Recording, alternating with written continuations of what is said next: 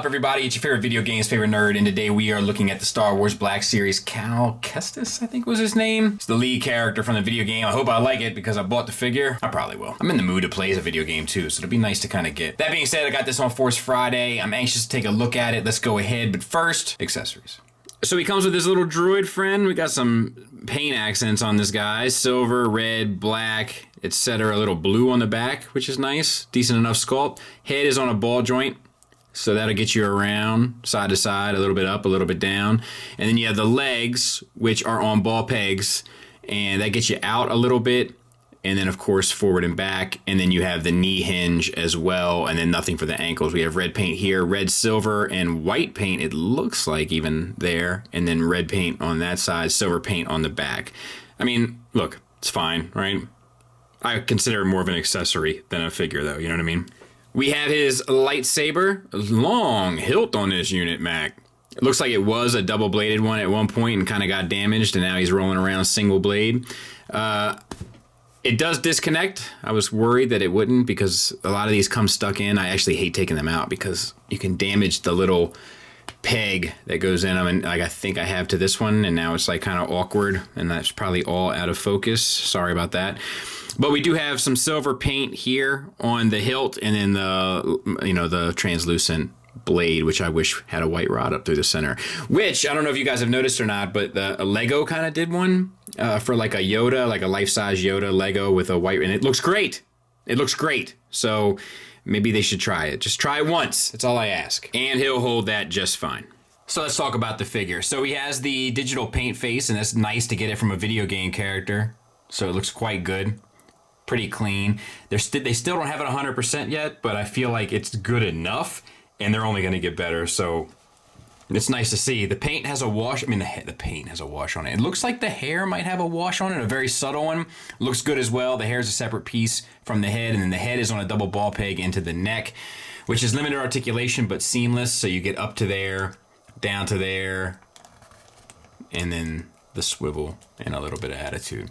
We have this floating piece here, and that hides the seam of the upper chest and abdomen where we have a ball peg with decent articulation there. We have tons of paint here. So this is all this base color, and then we have this shade of brown, that shade of brown, the silver accents, silver, silver, silver here on the back. So, and this is a separate kind of soft plastic piece here. It does bum me out because they have these pockets. They didn't kind of open them up and open them up and let you put the lightsaber in there for like storage. I think that would have been cool, but they didn't do that. So for the arms, you have a disc hinge for the shoulder, get you up to there and around.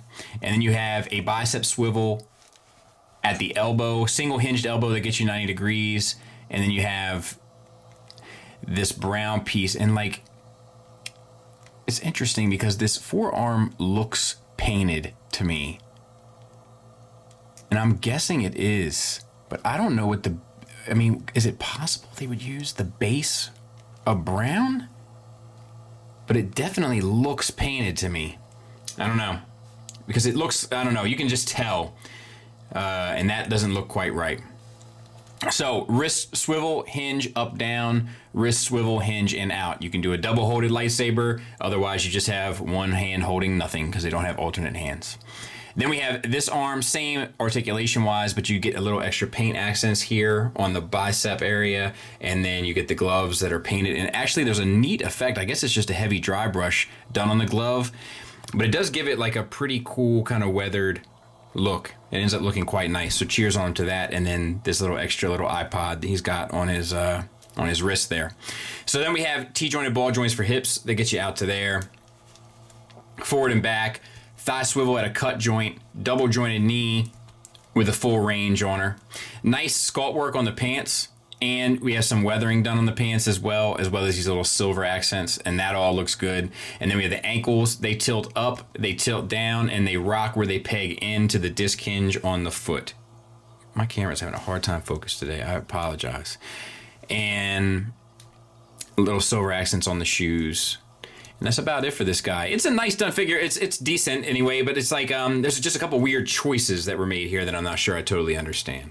There he is with the Sith Trooper for size, so he's a decent sized kind of figure.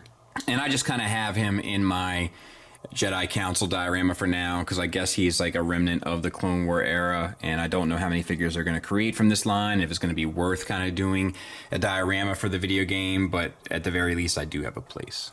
Final thoughts wise, let me talk about the negatives. You know how I feel about the holding hands and not operating or not giving you another set of hands to swap out. It's aggravating. I really wish they would do something about that. I also feel like there's a lot here potential wise that they didn't take advantage of, like holes in some of the pockets of the bags for you to store his lightsaber. Otherwise he kind of has to always be holding it. They also need to come up with a way to reinforce that translucent plastic on the lightsabers, because too many of them are getting bent for me over and over and over again. But that's really it. Positives wise, the sculpt is good, the paint is good, the weathering is great, the articulation is kind of fair, kind of standard Black Series stuff across the board. Nothing spectacular, but nothing terrible either. And I want to take a minute and talk about this. I do think it's cool to include these little droids as accessories. I think it could help flesh out some of our collections if they start including a bit more of these smaller droids, pit droids, stuff like that with figures, as opposed to trying to find some sort of accessory to include with them that they have to hold with their holding hand, I guess. But aside from that, don't really serve a real purpose. I would like to see a lot more of these kind of like side character droids be used.